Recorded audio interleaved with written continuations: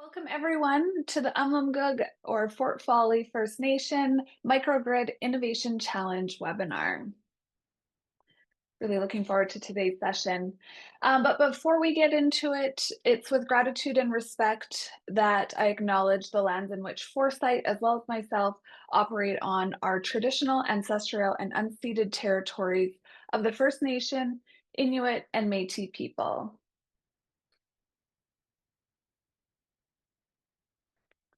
So here's our agenda for the session today. Keep in mind, all of the times are listed in Pacific, so if they're not aligning on your end, no worries. So we're going to start the session off today with some introductions. Then we'll go through and give a little bit of an outline on our challenge partners. We'll run through the challenge background and provide a little bit more context to the types of solutions that we're looking for, and why we have this challenge in the first place. We'll then go through some eligibility, as well as the evaluation criteria. We'll go through the review process, and then I'll provide a few tips on how to put together your application to ensure it's a really strong proposal. And we'll wrap the session up today with a moderated Q&A. So we do have the Q&A function on the Zoom call today. Please use that to ask any questions. Please do not add your questions to the chat because we don't want them to get lost in any conversations, and we want to make sure that we're addressing everyone's questions today.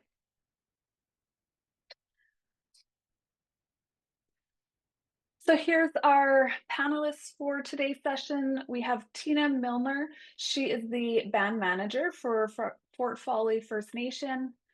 We have Kevin Woods, who is the Director of Energy Services at the North Shore Micmac Tribal Council. And you have myself. I am the Senior Manager of Clean Tech Adoption at Foresight, and I'm the Challenge Manager. So before we dive into it, I'm just going to give a bit of an overview on Foresight, if you aren't familiar with Foresight as an organization. But our purpose is to help the world do more with less, and we want to be doing that sustainably. And it's our mission to connect industry as well as governments and communities with the world's best clean technology. So we are Canada's largest clean tech innovation and adoption accelerator.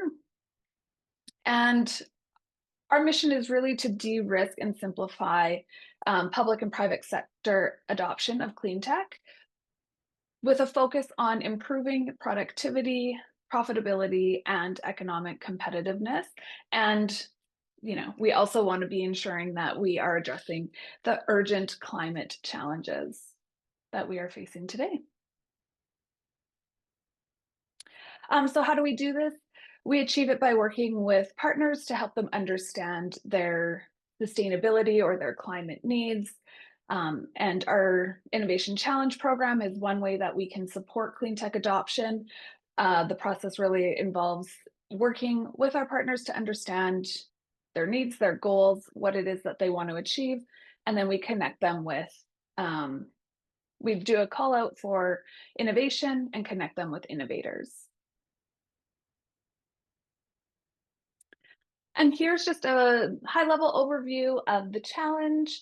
So Fort Folly is looking for scalable and renewable energy generation and storage technologies that will enhance their community electricity resilience, reduce greenhouse gas emissions, as well as reduce costs. And we really want to be focusing on reducing those operational costs, understanding that there will be some capital costs that come with the integration of a microgrid system.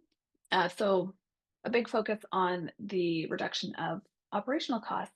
And I would like to shout out our funder for this challenge program.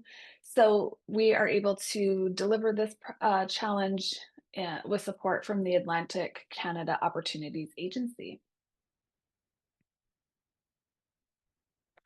So I'm going to pass it over to Kevin to introduce himself and chat a bit about the NSMTC.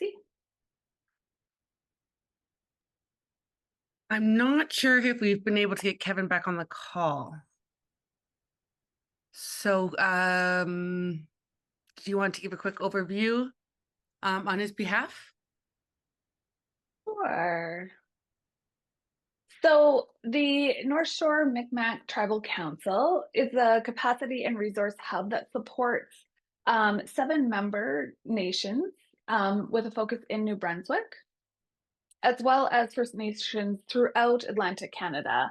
So they deliver a broad portfolio of programs and services in areas that focus on housing, community infrastructure, water and wastewater management, post-secondary education, training, skills development, um, community and economic development, energy transition, as well as health services. So they do a lot of really great work with a focus in the Atlantic Canada region. So I'll pass it over to Tina then to introduce herself and talk a bit more about Fort Folly. Hi, I'm Tina Milner, and Amlamgog Fort Folly First Nation is a Mi'kmaq community located in the southeast New Brunswick of Canada. The community is established in 1840 as part of the larger Mi'kmaq Nation. And we are kind of unique in that because if you look at our treaty area, it flows into the province of Nova Scotia also. We have approximately about 140 registered members with 60 residents living on reserve. We pride ourselves in trying to be efficient and use our resources in a good way. We have 6 band-owned commercial buildings right on the First Nation, and we have a 5-unit elder care home. That's kind of quick cap of what we are. Perfect. Thank you, Tina. Tina, do you want to talk a bit more about the challenge background since Kevin was unable to join us? I'll let you read it out. Kevin is much better at it. I wish he was on the call. No problem. So, a bit about the challenge background. So, the Fort Folly Chief and Council have committed to progressing the community to net zero, and they've already taken steps to doing that by having a community energy plan completed. And this included installing net metering solar arrays on commercial buildings, as well as making investments into electrification vehicle fleet. So they are really focused on securing energy through sustainable community-driven initiatives for the betterment of future generations. So just a little bit more context on the challenge background. So as I already mentioned, the community had completed an energy plan, and they had confirmed their consumption rate was approximately 666,500 kilowatt hours per year. This is based on 2023 data. I'm not sure how much that number has changed, but that's the number that we are using for the challenge to help applicants ensure that their systems can support that capacity. And then also what was really interesting from their community energy plan was that per capita, their consumption was actually 50% lower than the average person living in New Brunswick. So that was an interesting find there.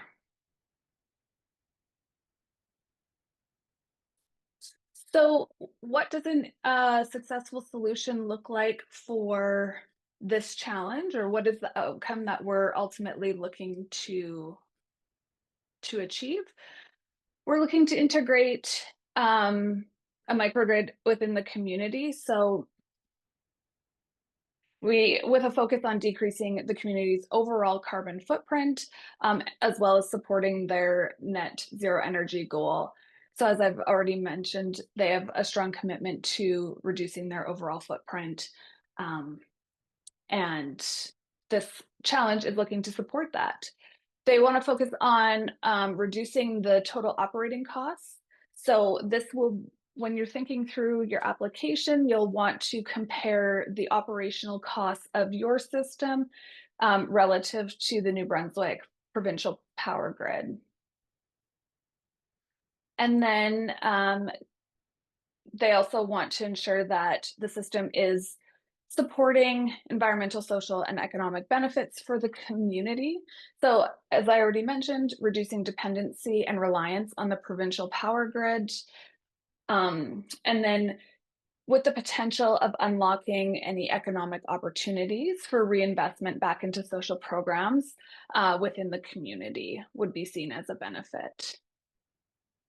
Some considerations for barriers to adoption that we would want applicants or the technology solutions to address. Integration, it has to seamlessly integrate into their existing distribution or electricity distribution network that serves the community.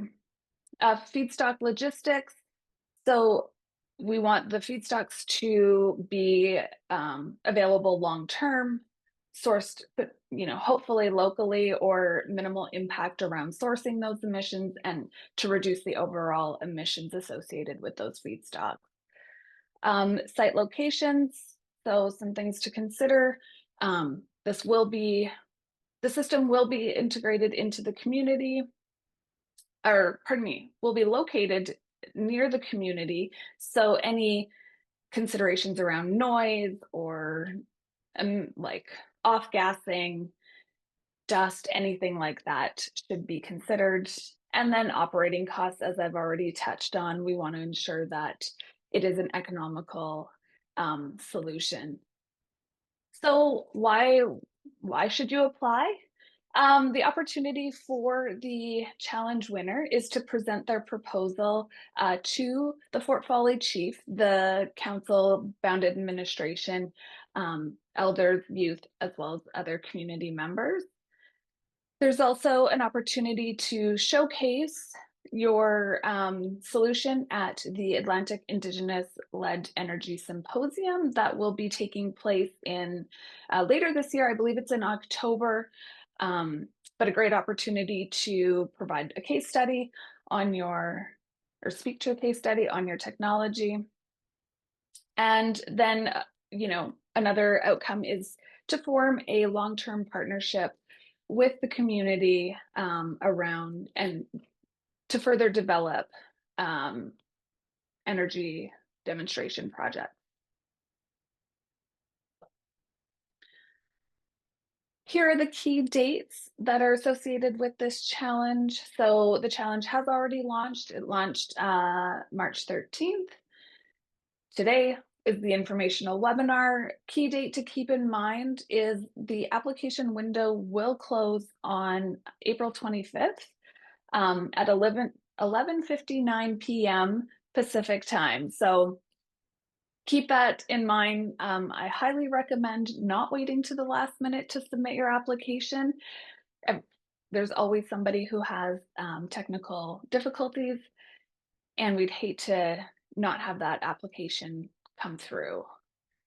So following the application close, we then head into our evaluation period.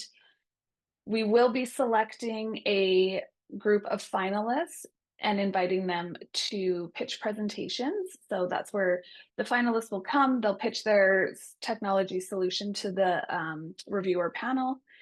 And And then we'll be announcing the winner near the end of May. Sorry to Hi, interrupt. Anissa. There we go. Yes, Hi, Anissa. It's Kevin Woods here. Sorry. Can you hear me? I can hear you. Yeah. Hi, everyone. It's Kevin Woods with the North Shore Mi'kmaq Tribal Council. I apologize for not being able to join, but we found a workaround. I'm online, so I just wanted to announce my presence here in the background, Anissa. I apologize, and I'm here now, and I've been listening in. It sounds going great so far, and happy to jump in anytime. Perfect. Thanks, Kevin. And I'm happy to hear that we were able to get you logged on to the call. I think at this point, we can just finish the presentation. And then maybe when I'm done going through the challenge process, if you want to speak a little bit more to the challenge or add a little bit of context, we can at that point. Sure, great. Thanks a lot. All right. So here is a list of our eligibility criteria. So the eligibility criteria is really the minimum requirements that must be met in order for your application to be considered in this challenge process. So we are looking for technology that is TRL 6 or above. We are the challenge is open to both national and international solutions. So if you're not located in Canada, we still welcome your solution. It must be compatible with the Canadian electricity grid standards. And also it has to be integrated or has to have the capability to be integrated into the community.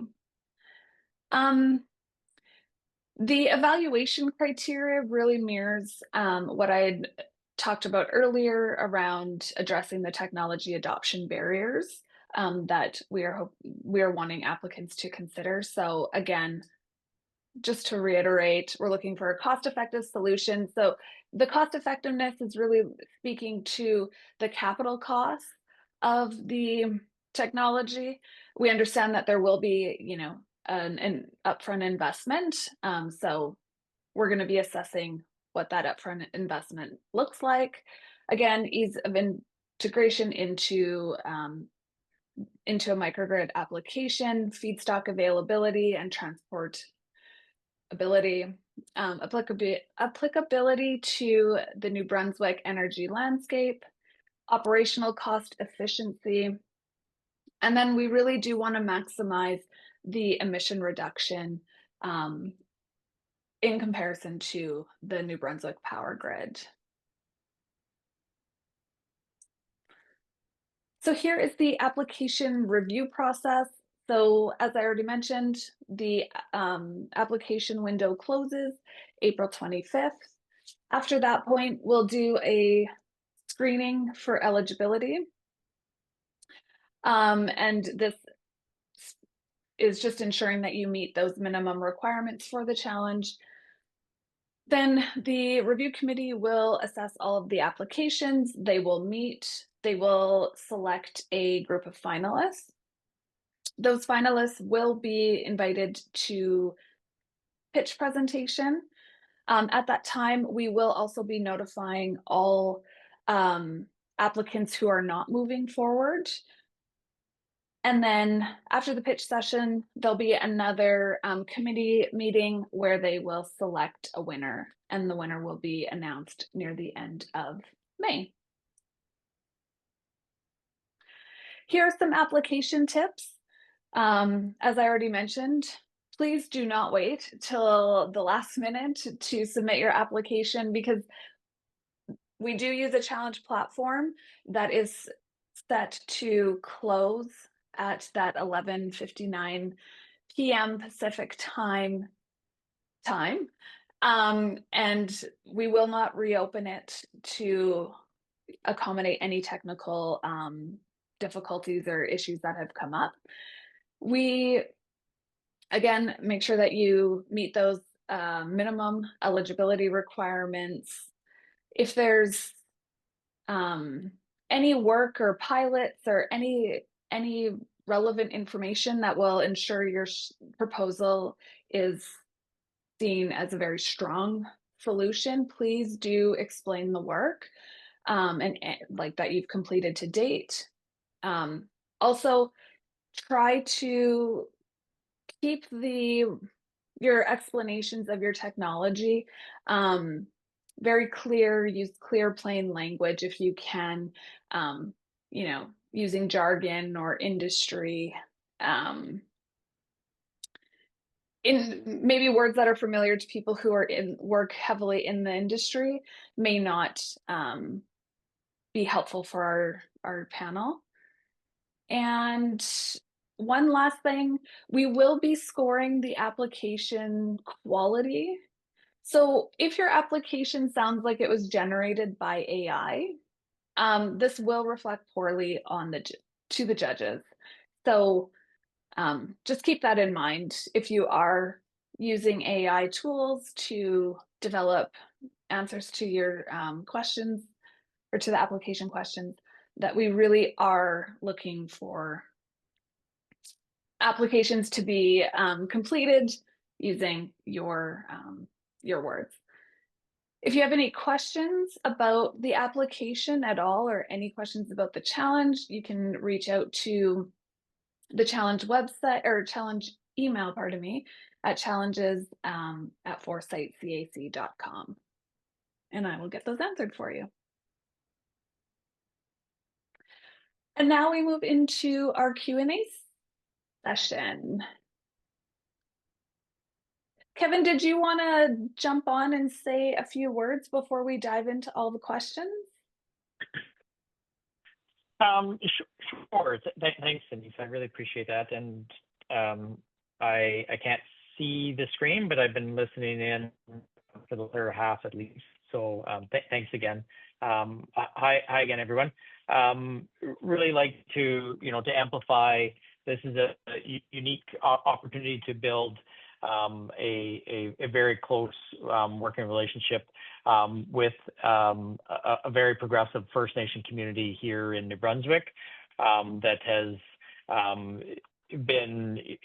charted a course and has been taking sequential steps towards energy sovereignty and energy independence, but also reducing the community's overall environmental footprint for a number of years now, and this is a sequential and next logical step for the community.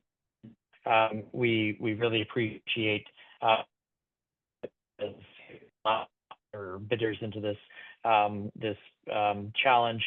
Really appreciate your attention to this, and really look forward to submissions here in the coming weeks.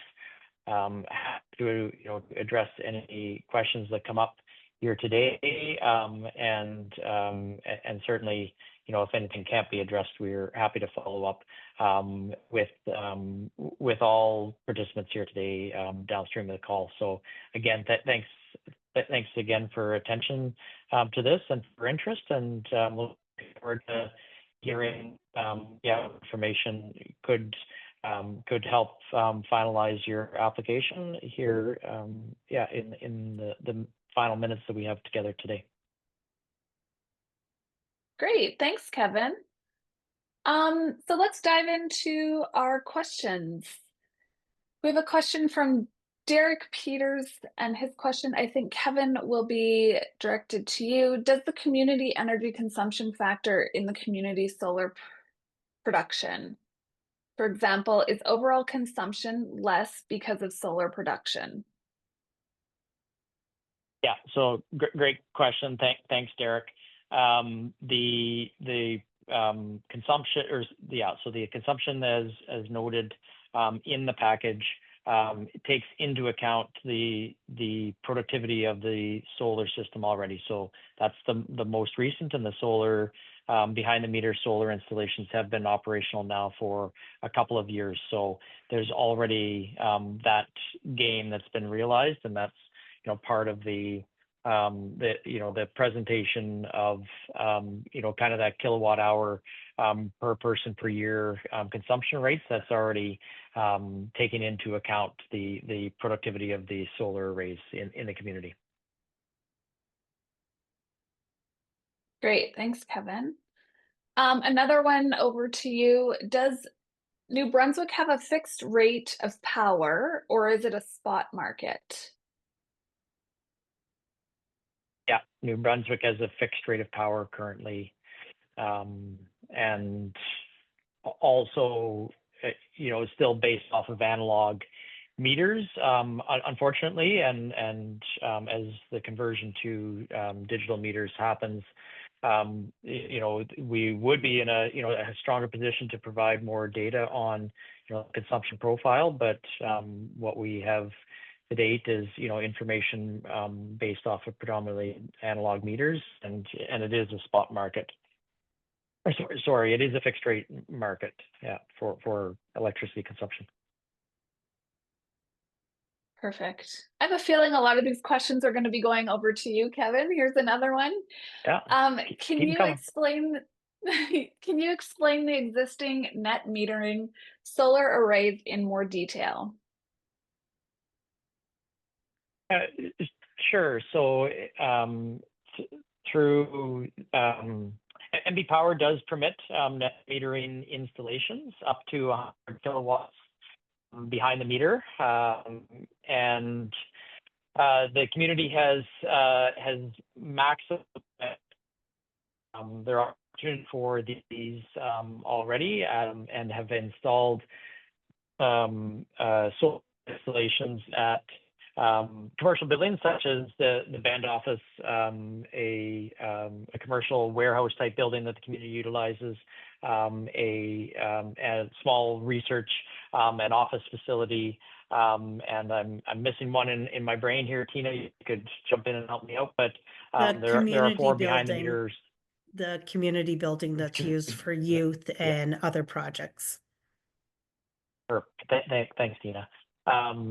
So the net metering has been installed at commercial buildings in the community, not at residential homes, and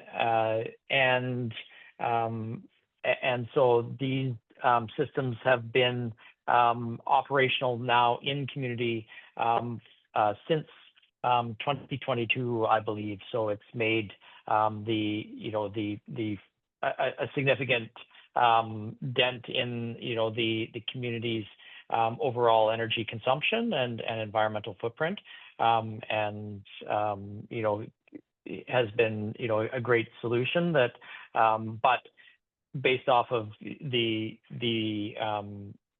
boundaries that MB Power has established, there is no more potential through a net metering application to date, and that's why we're positioning this challenge as the next step that would include a community microgrid system that would allow generation within the community and obviously consumption within the community microgrid. So that's what's being proposed, and happy to for any follow-up on that would help.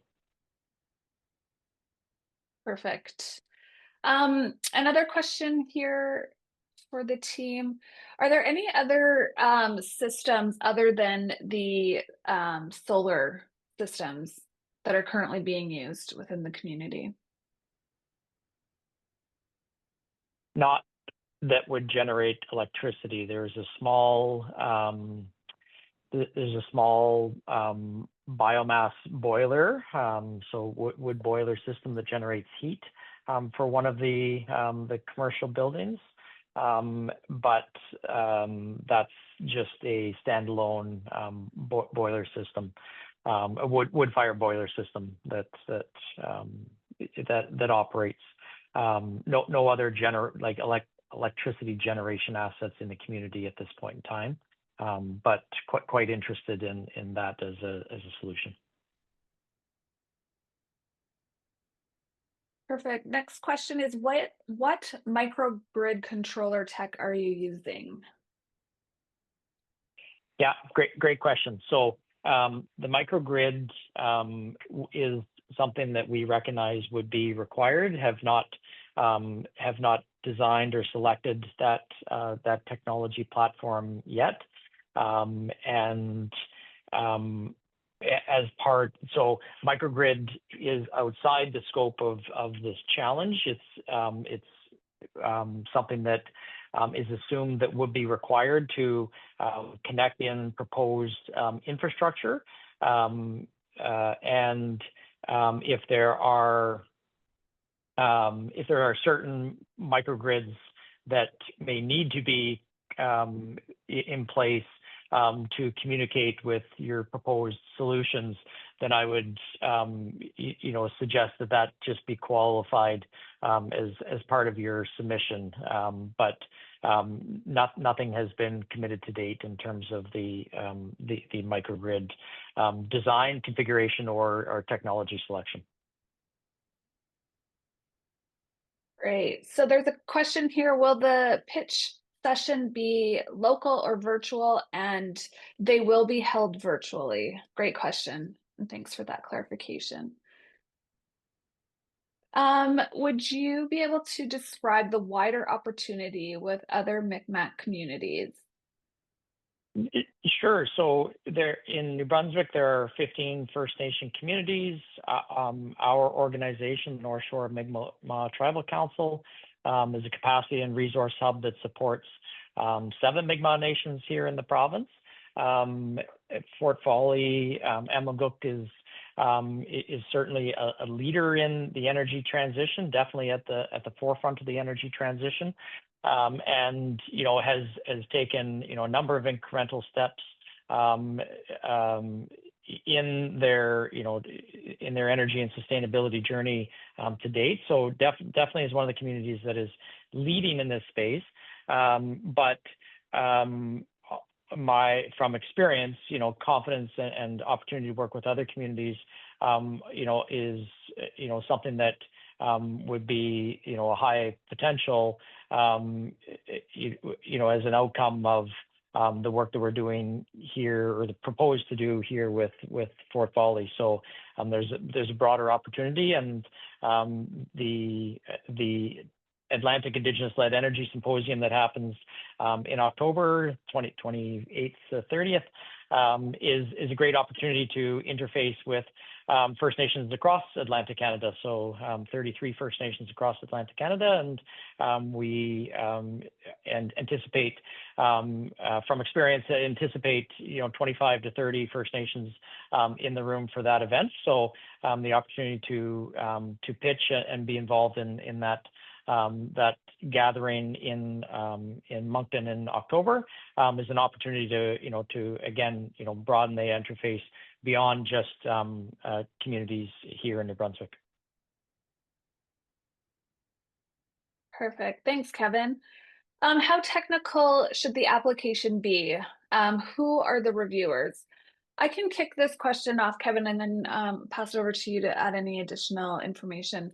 But I will say that please include as much technical detail as you can. The more detailed your application is, the clearer your solution becomes, the easier it is to evaluate. You definitely don't want to leave the reviewers questioning whether or not your technology would be a good fit.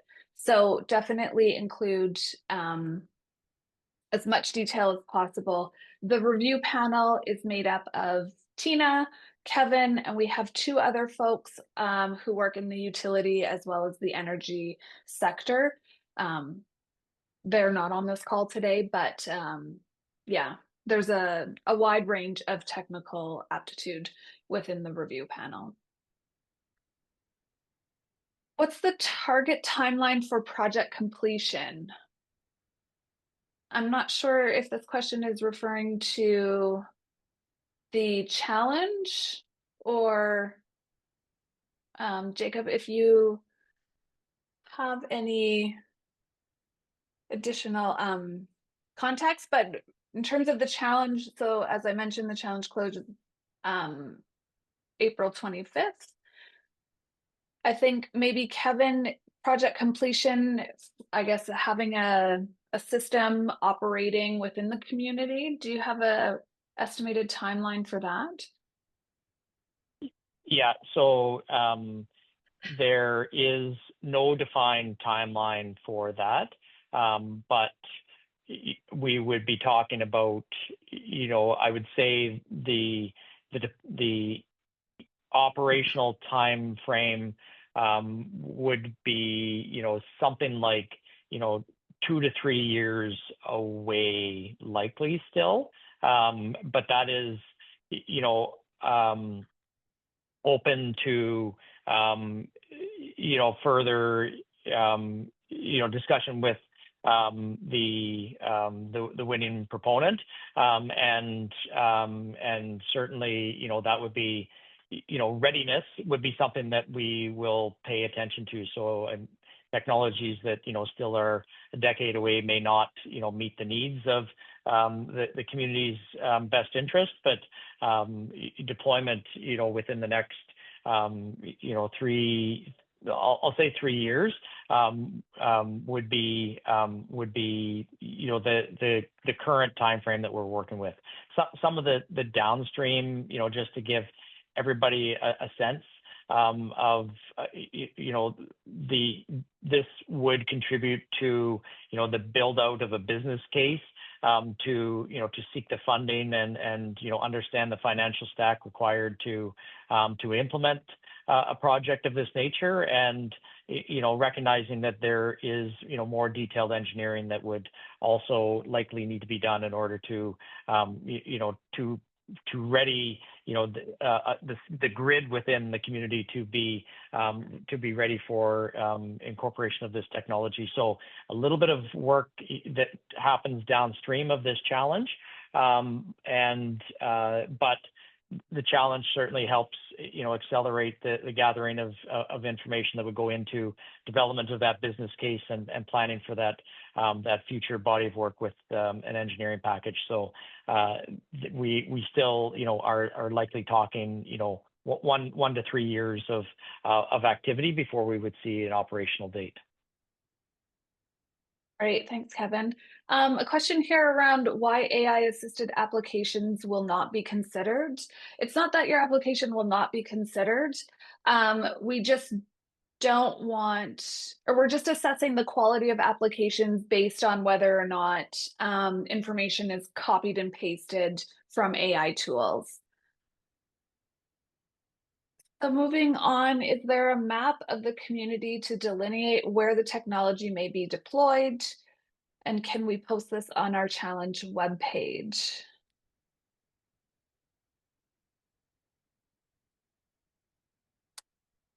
Kevin? Do we have a location within the community? Yeah, so that's something that Tina and I can work on, and if we're able to produce something, we could certainly get it added to the challenge webpage. We don't have that at our fingertips. You're welcome to use Google Maps and other technologies to get a sense of where the community is located, and we, Tina and I, will need to work together to, and my hesitation in my response is just around, how much information of the community gets shared out in the general public space. There's, a little bit of protection of, community information that, is sensitive. So it's something that I'll need to conference on with Tina, and if we can produce, an outline of a suitable location within the community and get that information back out, that's something that would get posted onto the challenge website.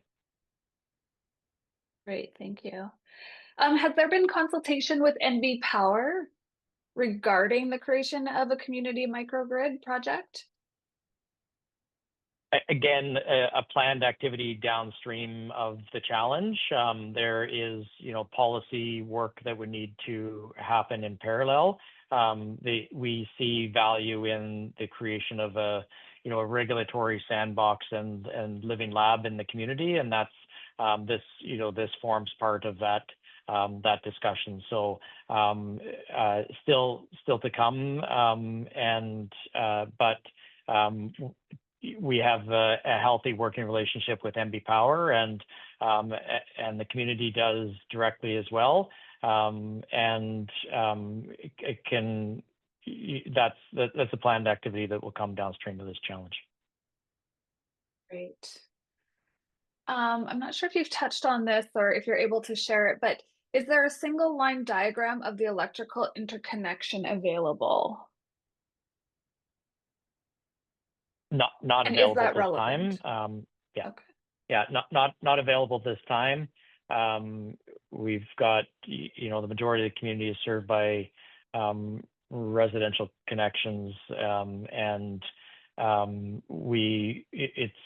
you can assume that, we will produce a single line, engineered diagram at the time of, the development of a microgrid architecture, and, the generations and or storage assets proposed, would integrate into that architecture. So not available this time. Won't be something available during the challenge, but is something that we would work with the proponent on to integrate as part of a detailed engineering package. Great. There's a couple questions here that we've already touched on. So understanding what's already installed for renewable energy. You already mentioned that, Kevin. We already touched on who the judges are and their expertise. I think we've already also touched on the availability of technical documents, power distribution system layout, facility heating system details, etc. Anything to add on that, Kevin? The only thing I'll mention is, the community is highly electrified. So, and Tina, you can jump in here, but I believe, all residential homes have been electrified. And if not, will be completed this year. There's an off-oil program that's being rolled out in the community here simultaneous. So, and all commercial buildings have been electrified as well. So predominantly, electrical loading community, small community, 35 homes,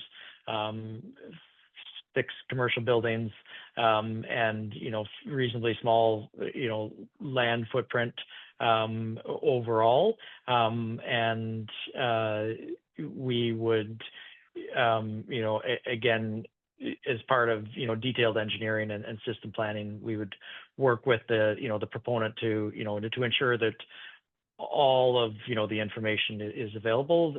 At this time, we are, we're working with what we have here at the moment, and recognize that, this is part of a larger initiative that's envisioned by the community. So we would work with you, downstream as part of a detailed engineering package.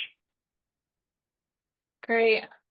I'm going to say, Kevin, I feel like anytime we answer one question, there's 1 to 2 more that come in. So Perfect. can you elaborate a bit more on the opportunity if you win? Is the presentation to the council a guaranteed installation of your project? Is there financial assistance in the application or implementation, pardon me? And what is included in the mentioned partnership? I think you touched a bit on this already, but if you have any additional details to add, Kevin.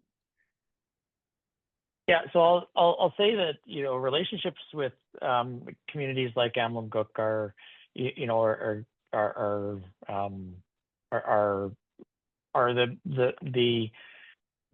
the most valuable outcome of a project like this.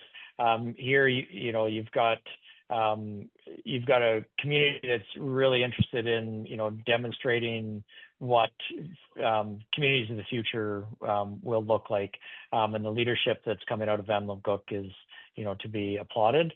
The opportunity, to work closely with the community, find the path to deployment of technology is some of the work downstream. When I mentioned, the formation of the business case, that is a piece of the challenge, understanding costs and timelines and deployment sequence, is an important outcome of this challenge. I will say that there is no guarantee in the current moment, but this challenge is a path to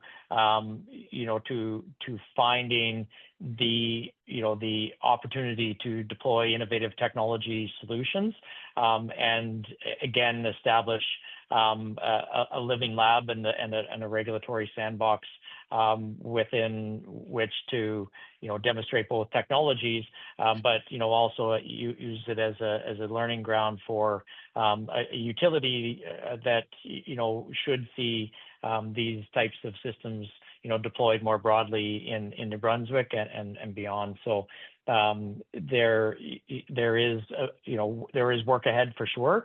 Challenge is part of that, and certainly contributes to the overall business case that has to be constructed and put forth to federal, provincial funding agencies, and again, if there is a viable business case for the community in terms of revenue opportunities or otherwise, then that's certainly one piece that we're hoping to get out of the submissions.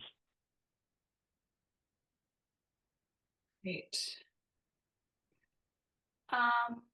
The next question is information on the heating sources in the community buildings and residential buildings. Anything to add on that from what you've already mentioned? The sources Yeah, in so most, again, sorry, Kevin, the go ahead, Tina, sources sorry. in No. most of the buildings is electrical, except the municipality one. We do have a wood doctor there. The rest is all electrical. Yeah, and the only thing I would supplement to that is, lots of heat pumps, so air-to-air heat pumps are used in both commercial and residential applications. Some electric baseboard and resistance heating, but again, a community that's the majority of the community is electrified, and so electricity is the source of heat.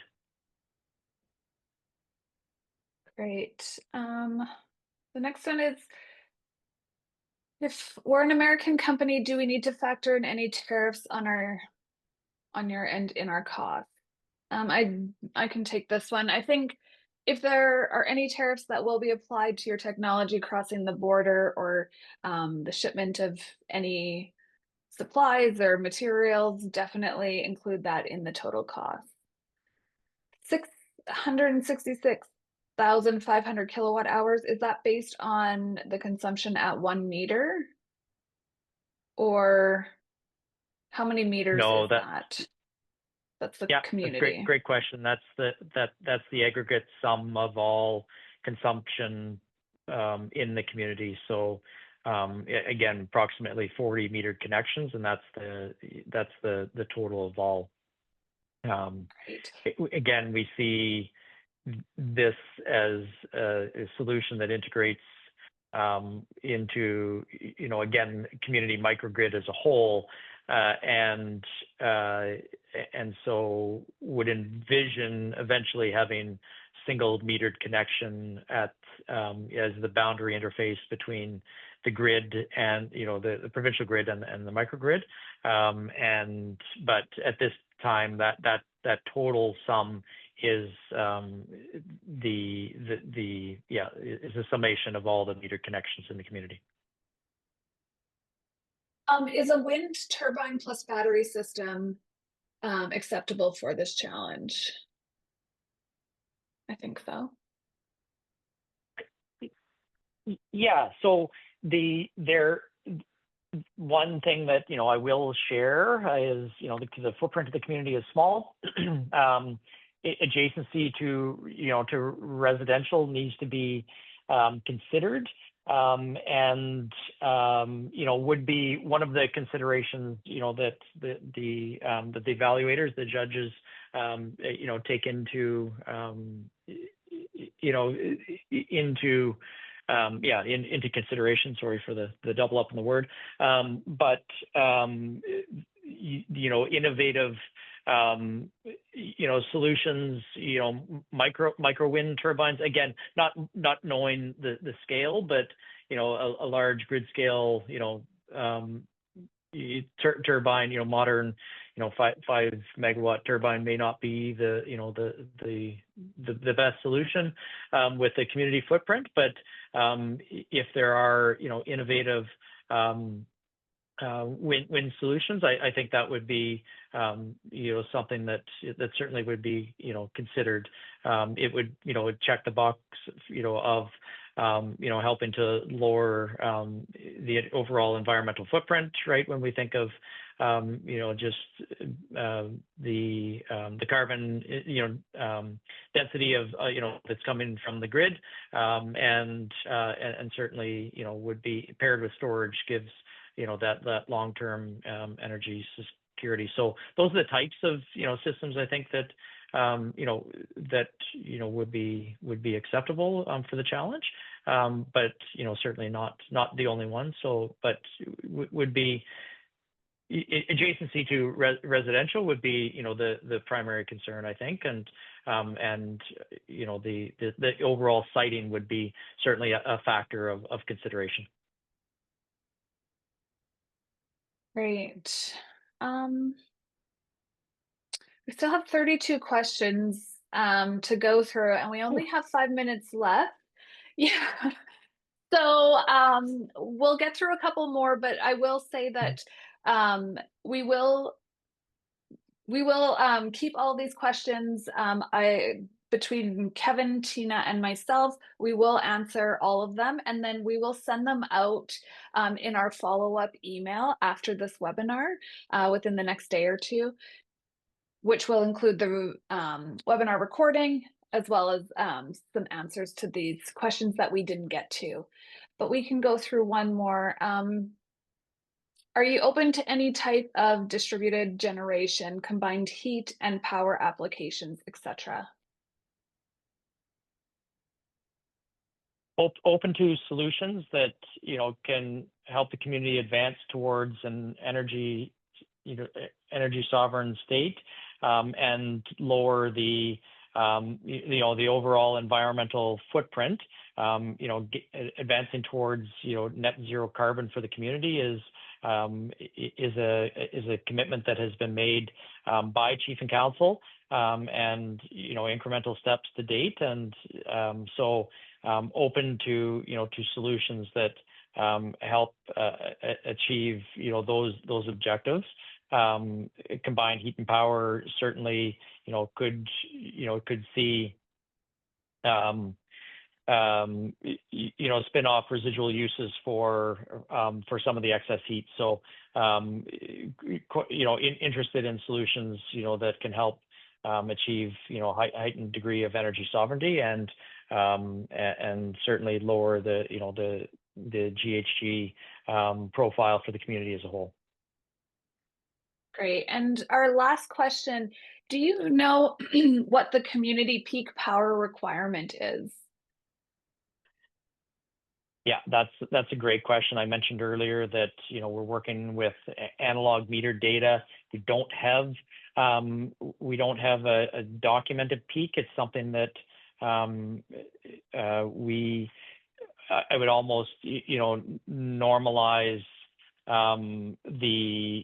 based off of the information that has been presented so far, as at least the base starting point, just so that everybody has the same assumptions going into the bid, and with smart meters, rolling out actually, over the course of the next couple of months in Amlamgog, we anticipate, having more information at our disposal, even, within the next 6 months. Unfortunately, today we don't have that at our fingertips, and we've worked with the utility to try to flush out that from their side as well, and unfortunately, that's not available here in the moment.